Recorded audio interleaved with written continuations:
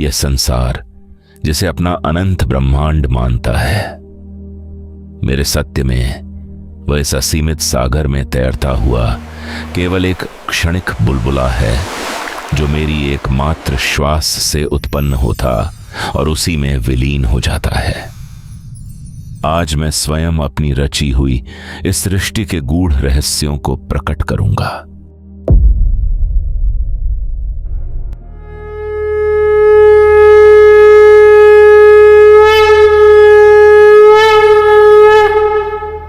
मनुष्य की चेतना इस ब्रह्मांड की सीमाओं से परे नहीं जा पाती और वह इसे ही संपूर्ण अस्तित्व समझ बैठता है।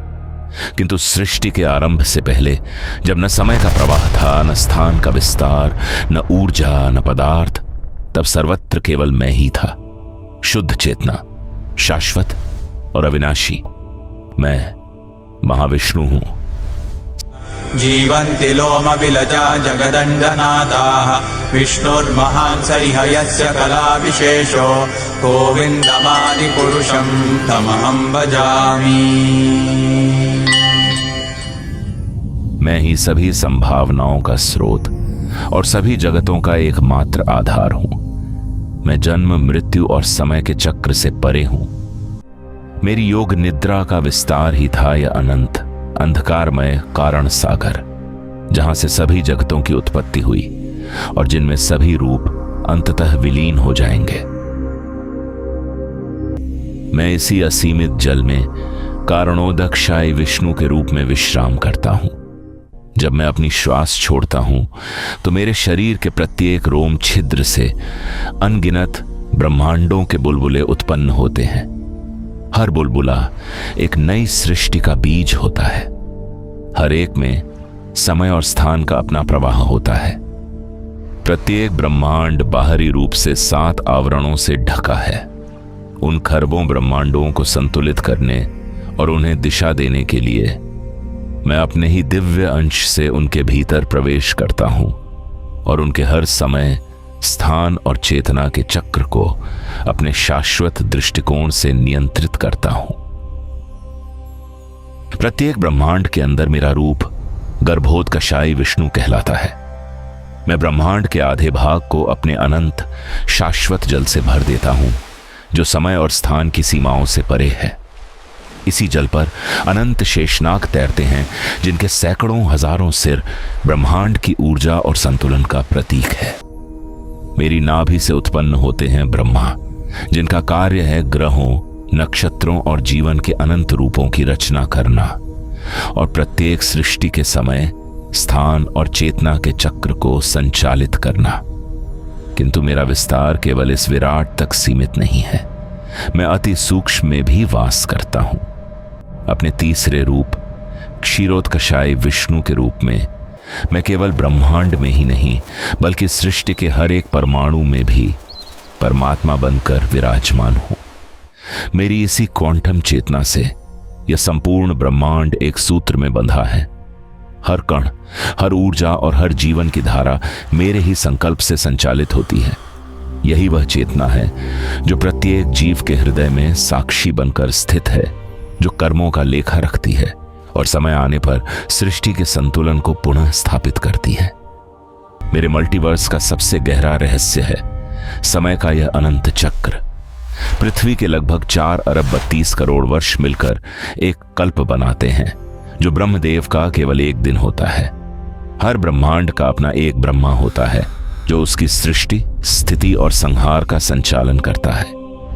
इसी एक कल्प के भीतर सृष्टि का उदय होता है, उसका विस्तार होता है और अंततः उसका संहार भी समाहित हो जाता है, एक पूर्ण ब्रह्मांडीय श्वास की भांति।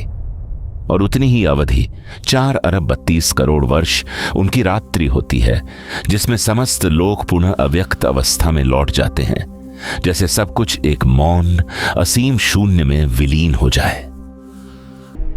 ब्रह्मदेव इसी ब्रह्मांडीय गति से 100 दिव्य वर्षों तक जीवित रहते हैं। प्रत्येक दिव्य वर्ष में 360 दिव्य दिन रात होते हैं और ब्रह्मदेव का एक दिव्य दिन मानव समय के लगभग 4 अरब 32 करोड़ वर्षों के बराबर होता है। इस गणना के अनुसार उनका संपूर्ण जीवन चक्र लगभग 311 ट्रिलियन मानव वर्षों के बराबर होता है, किंतु सत्य यह है कि यह संपूर्ण अकल्पनीय काल आयाम भी मेरे लिए केवल एक श्वास बाहर छोड़ने के क्षण के समान है। अर्थात ब्रह्मदेव का पूरा जीवन काल मेरे एक ही श्वास के समान है और अंततः महाप्रलय का क्षण आता है। जब मैं अपनी श्वास को भीतर खींचता हूं तो अनंत कोटि ब्रह्मांडों का यह संपूर्ण चक्र संकुचित होने लगता है। समस्त सृष्टियां, समस्त लोक और समस्त काल प्रवाह मेरे ही भीतर विलीन होने लगते हैं।